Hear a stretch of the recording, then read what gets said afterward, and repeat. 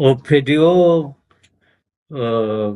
ከልክፍቱ ተነስቶ አዲስ መላይካ ይሆናል ብዬ የገመትኩ ሰው አልነበርኩም። አገር ቤትም ሲሄድ የተገነዘብኩት ምንድነው ኦፔዲዮ በአድማሱ ሰፊ አድማስ ያለው ድርጅት አይደለም። ኦፔዲዮ እድል አጋጠመው፣ ሎተሪ አጋጠመው። ይሄ የኦሮሞ አመጽ ላይም አንዳንድ ነገር ተጫውቶ የዛ እድል አጋጥሞት ነው ይሄ ሰውዬ ወደ ስልጣን የመጣው። ግን ድርጅቱ ሙሾ የነበረ ነው። አመለካከቱም ሰፊ አልነበረም። በጊዜው እዛ ከነበሩ ከነሱም ጋር አብሮ በዚህ በኦሮሞ ናሽናሊዝም አብሮ ሲሮጡ የነበሩ ብዙ ክፍሎችና ብዙ ሰዎችን አነጋግሬ ነበረ። እኔ በዛን ጊዜ የሶማሌ ክልል ፕሬዝዳንት አማካሪም ነበርኩኝ እና ብዙ ሰዎች አነጋግሬ ነበር ጀጅመንቴን ለመስጠት። በመጨረሻ የተረዳሁት ምንድነው አንድ በዛን ጊዜ የነበረው ያለፈው ስርዓት በመደናገጥ አዲስ አበባን ለቆ ወደሱ ክልል ተመለሰ። እዛ 2 ዓመት ተኩል ሲያደራጁ ነበሩ።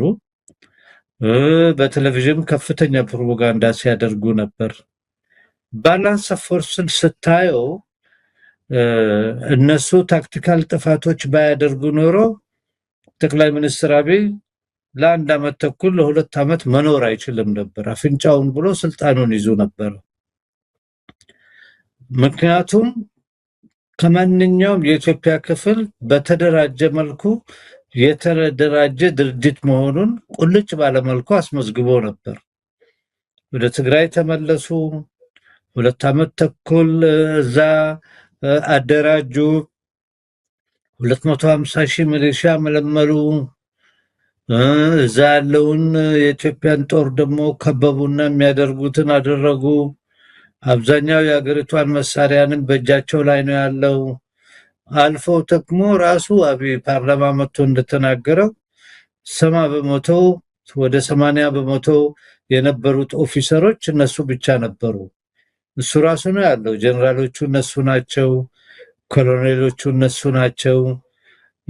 ተዋጊው ኃይል ከሻለቃ በታች ያለውም 50% በላይ እነሱ ናቸው። ይሄንን ራሱ በቪዲዮ ለፓርላማ ሄዶ የተናገረውን ማግኘት ይቻላል። የነበረው ስሜት ግን አገሪቷ ውስጥ ለውጡ እንዳይቀለበስ ሁሉም ሰው ይሄ ለውጥ እንዲቀጥል አዲስ መንገድ ኢትዮጵያ እንድትጀምር የብዙ ሰዎች ስሜት ነበር። ብዙ ሰዎችም መጥተዋል። አገር ቤትም ተመልሰው እንዳይቀለበስ ከሱ ጋር ተባብረው ነበር። ሰውየው ግን ታክቲሻን ስለሆነ የወጣበትም ትምህርት ቤት ከነሱ ትምህርት ቤት ስለሆነ ሰፊ አድማስ ያለው ሰው ስላልሆነ በማጭበርበር ስልጣን ላይ መቀመጥ ነበረበት። በመጀመሪያ ያደረገው እሱ አካባቢ ያሉ ከኦፔዲዮ ይቀናቀኑኛል የሚሉትን ኃይሎችንም ቀስ ያለ አሰናበተና ድርጅቱን ተቆጣጠረ። ከዛ ወዲህ ትግራይ ውስጥ የገቡትም እነሱ የራሳቸውን ምርጫ አካሄዱ። የራሳቸውን አካባቢ በደንብ ተቆጣጠሩ። እዛ ያለውንም ጦሩንም በደንብ ተቆጣጠሩ። በጣም እየተደራጁ ሄዱና አይ እኛ አንተ ድርጅታችን አይቀበልህም ምርጫ ማካሄዱና ቁጭ አሉ። ይሄ የመጀመሪያው ስቴጃቸው ነው። በዛ አንድ ስቴጅ ካደረጉ በኋላ ጠናታቸው ነው። ሳነብና ስከታተል የነበርኩ ሰው ስለነበርኩኝ አንድ ትልቅ ጥፋት አጠፉ። ጥፋታቸው ምንድነው? በአንድ ጊዜ 2 ጦርነት ማካሄድ እንችላለን የሚል የሞኝ ጀብድነት ውስጥ ገቡ። በመጀመሪያው አናልሳቸው እውነታቸውን ነው። ከኢትዮጵያ ውስጥ የተደራጀ ድርጅት ስለሌለ እነሱም መንግስት ላይ የነበሩ ስለሆኑ ብዙ የስርዓቱን አውታሩንም በእጃቸው ስለሆነ ብዙ ኢንፎርሜሽን ነበራቸው። ከመረጃው ጨምሮ ከኦፊሰሮች ብዛት ከብዙ ጊዜ ስልጣን ላይ ተቀምጠው ያላቸው ኤክስፒሪየንስ። አንድ ግን ያልተገነዘቡት ነገር ምንድነው? በ27 ዓመት ሲያስተዳድሩት የነበረው ህዝብ በጣም ተቀይሟቸውና የጠላቸው ስለሆነ እነሱን ተመልሶ እንዲመጣ አይፈልጉም ነበር። በዛ ስሜት ብዙ ሰዎች እና አብዛኛው የህዝቡ ክፍል ይሄ ሰውዬ መርዳት አለብን፣ ይሄ ሰውዬ ያሸጋግርናል የሚል አመለካከት ስለነበረ በዛም ጊዜ ብዙ ሰዎች ደግፎት ነበር። ከራሱ ከኦፔዲዮ ውጭ ብዙ ኢትዮጵያኖች ወደ ሀገር ተመልሰው አይ ይሄ ሰውዬ መደገፍ አለበት፣ ታክቲካልም ይሁን ስትራቴጂካልም ይሁን በዛም ያሰቡ ሰዎች ሊኖሩ ይችላሉ፣ መደገፍ አለብን አሉ። እኔም ደግፌው ነበረ። የደገፍኩት እሱ ስልጣን ላይ እንዲቀመጥ ሳይሆን እኔ አገሪቷ መስቀለኛ መስመር ላይ ነው ያለችው። ይሄ ለውጥ መቀልበስ የለበትም፣ አዲስ ዲሞክራታዊት ኢትዮጵያ መገንባት አለባት ከሚሉ ሰዎች አንዱ ነኝ። ይሄ መጀመሪያው ሂደቱ ነው። ከዛ ወዲህ የቲፒኤልኤፍ ትልቅ ስትራቴጂካል ሚስቴክ ረዳው። የረዳው ምንድነው? ኢንፋክት ከመና ነው የወረደለት። እነዚህ ሰዎች ሲነጋገሩ ሪያሊስቲክ አለመሆናቸውን የምታየው ሁለት ዶክመንቶች አውጥተው ነበር። አንደኛው ዶክመንት ምንድነው የሚለው? የኢትዮጵያን ወቅታዊ ሁኔታ ሁሉን አናሊሲስ አድርጎ ያስቀምጡና አዲስ አበባ ላይ ያለው ስርዓት ጥርስም ድድም አይንም አፍንጫም የሌለው ስለሆነ በአጭር ጊዜ አፍንጫውን ብለን አዲስ አበባ መግባት እንችላለን የሚል አመለካከት አስቀምጡ። በዛ ላይ ስህተት የላቸውም። ኦንሊ ፎርስ የነበራቸው እነሱ ናቸው። ሌላ ሊዋጋቸው የሚችል ሊያቆማቸው የሚችል ኃይል አልነበረም ሀገሪቷ ውስጥ። ሁለተኛው ነው ትልቁ ጥፋታቸውን ያደረጉት። ሁለተኛው ዶክመንታቸውን ስታነብ ይሄ እንግዲህ ከነሱ ዲስከሽን በኋላ የተገኘ ዶክመንት ነው። እኛ በአንድ ጊዜ ሁለት ጦርነት ማካሄድ እንችላለን አሉ።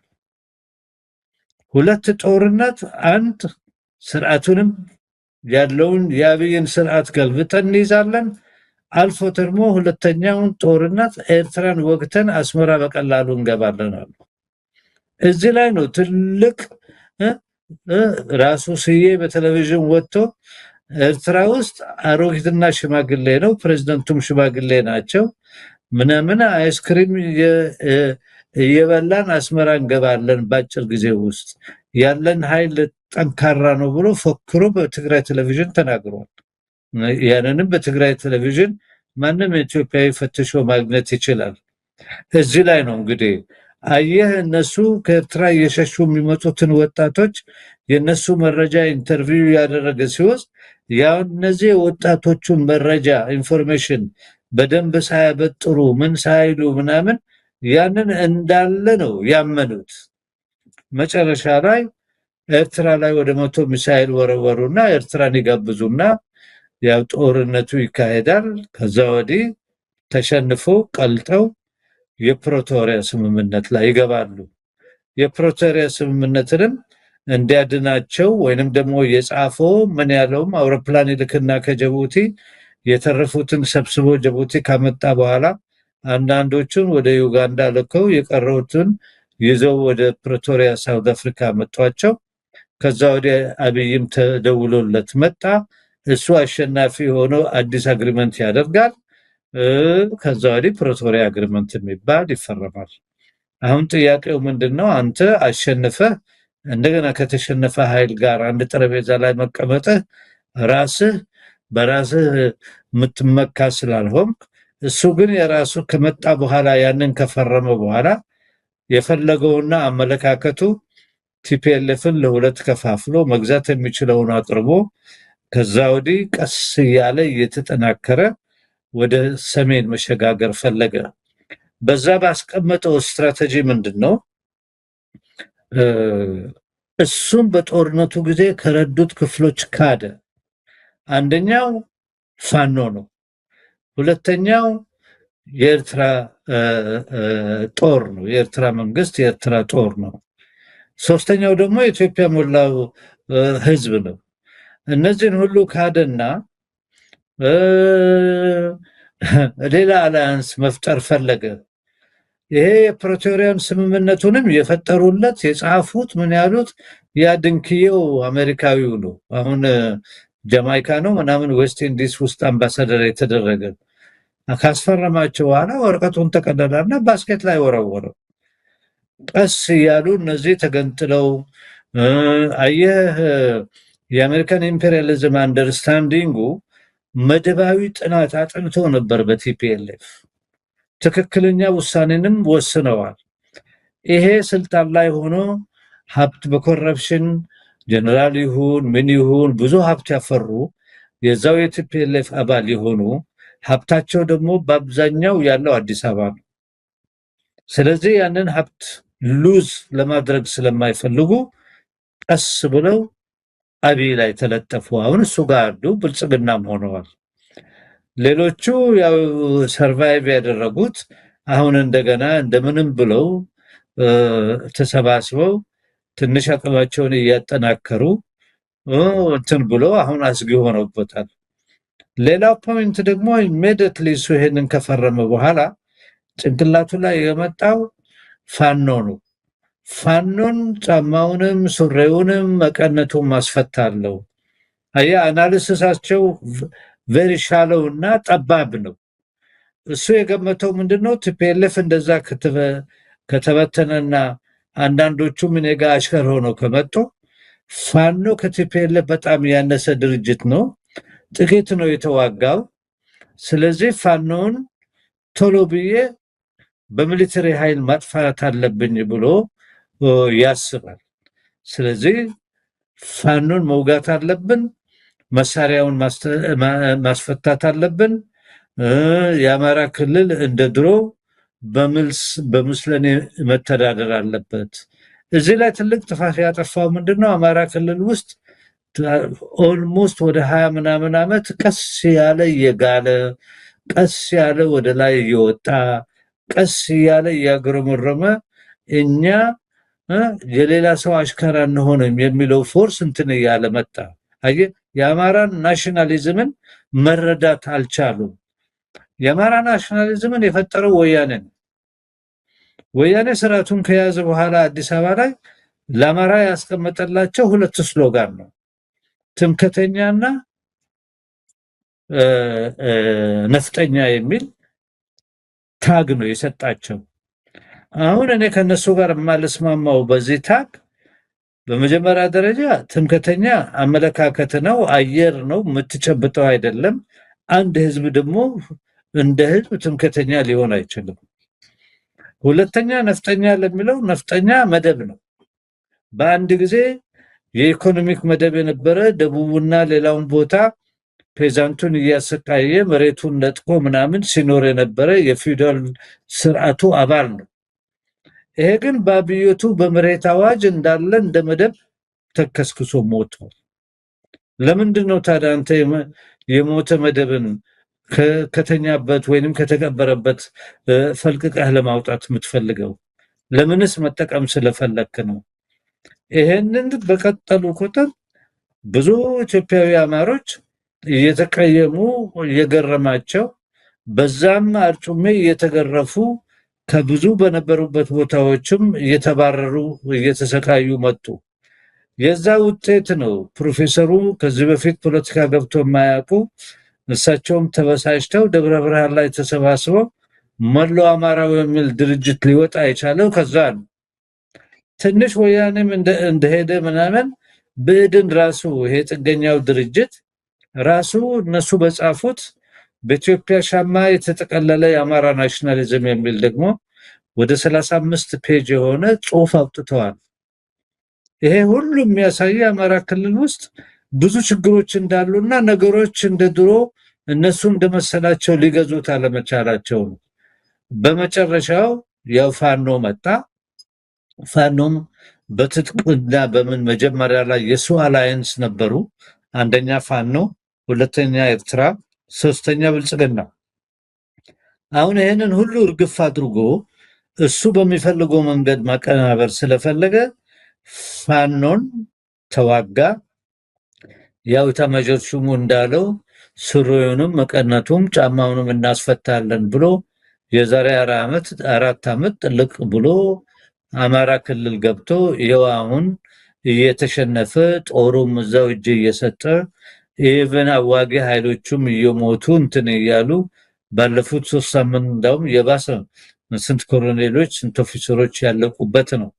አሁን ኃይለኛ ሆነው ተደራጁበት። ሌላው ኃይል ደግሞ ኦላ ነው። የኦሮሞ ሊብሬሽን አርሚ የሚባለው ከድሮ ከኦኤልኤፍ ይገነጠልና ሜዳ ውስጥ ያለ የድሮ ኦኤልኤፍ አመራርን አመለካከትን ስላልተቀበሉ ትግላቸውን ቀጥለው ይሄው ኦሮሚያ ውስጥ ብዙ እየታገሉ ነው ያላቸው። ይሄ ሁለቱ ኃይሎች ናቸው።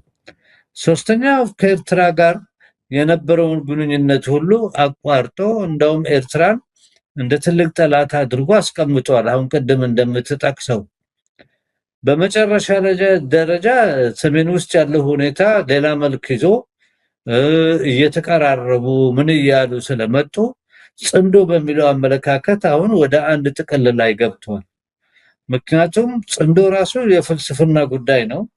ትላንትና ተዋግተህ ነበረ፣ እድሜ ልክን ልጆችን ጦርነት አታወርስም። ጽምዶ ብዙ ጦርነት በተካሄዱበት ሀገሮች ጋር በራሳቸው ስምና በራሳቸው እንትን አምጥተው ሲናገሩ ነበር። ጽምዶ ማለት እኛ ልጆቻችንን ጦርነት አናወርስም፣ ወደፊት የምንሸጋገርበት መንገድ መኖር አለበት፣ ያሉትን ቁርሾች ካሉ እነሱን ፈክለን አስታርቀን። ለዚህ ነው በኤርትራና በኢትዮጵያ መካከል ያለው በጠረፍ 51 መንደሮች እንደገና መልሰው አስታርቀው ደግሰው ወጣቶቹን አስተዋውቀው ኳስ እንዲጫወቱ ቮሊቦል እንዲጫወቱ ሽማግሌዎች የሀገር ሽማግሌዎች ሃይማኖት እንትኖች መሪዎች እስላሙም ክርስቲያኑም ሁሉ አንድ ላይ ደግሶ ጽምዶን ባርኮ ነው ያለው። አሁን ጽምዶ ተሸጋግሮ ደግሞ እዚህ ደርሷል። ይሄ ነው የሚያሰጋው። ጽምዶ ግብጽ ነው የሰራችው ይላል እሱ ከሌተ መጀርሱሙ ምንም አይነት ህዝባዊ መሰረት የለውም ለማለት የሚያደርግ ነው። የጽምዶ አመለካከት ኢትዮጵያን ሊያፈርስ የሚችል ግብጾች ቀመሙ ይችላል። ግብጾች ጽምዶ የሚባል ነገር አያውቁም፣ በዛ ውስጥም የለም። ሌላም አልፎ ተርፎ በዚህ ጽምዶ የገቡት እሱ የመሬት ቅጥረኛ ሆኖ በሱ በኩል ነው መሳሪያውም ምኑም የሚተላለፈው። ቅርብ ቀን የራሱ ብርም ተይዞበታል፣ ብዙ መሳሪያ በዛ በኩል የሚያልፈውም ተይዞበታል። ባጭሩ ሰውየው መጨረሻ ላይ ዘሎ የዩናይትድ አረብ ኤሚሬትስ አሽከር ሆኖ ቀረ እና ኢትዮጵያን በእጃዙር የምትቆጣጠረው ትንሽ ብር የምትወረውርለት የገዛ የራሱን ቦዲጋርዶቹን ገንዘብ የምትከፍል አዲስ አበባ ውስጥ ከፍተኛ መሬት የወሰደች ለራሷ ቱሪስት ሪዞርት ኢንፋክት ኢትዮጵያ የመሬት ኢንዳይሬክት ቀኝ ግዛት ሆና ቁጭ ብላለች እና ዋና ለሱ የሚረዳውና ወይንም ደግሞ ገንዘብ የሚከፍለው ኤሚሬቶች ናቸው። አሁን ግን በዚህ ከኢራን ጋር ባለው ጦርነት የኤሚሬትም ኃይል የሳጥ ግንኙነት ውርደቷ ለአካባቢው ሁሉ ሰው ቁልጭ ብሎ ወጥቷል። እንደ ድሮም ሮጣ ለትረዳው ላትችል ትችላለች። ምንም እንኳን አንዳንድ ነገር ብትወረውርለት ኤሚሬት አንድ ቀን የምትሰጠውን ኦክሲጅን ካቋረጠች ስልጣን ላይ መቆየት አይችልም ብልጽግና። የሀገራችን ሁኔታ ያለው እዚህ ላይ ነው።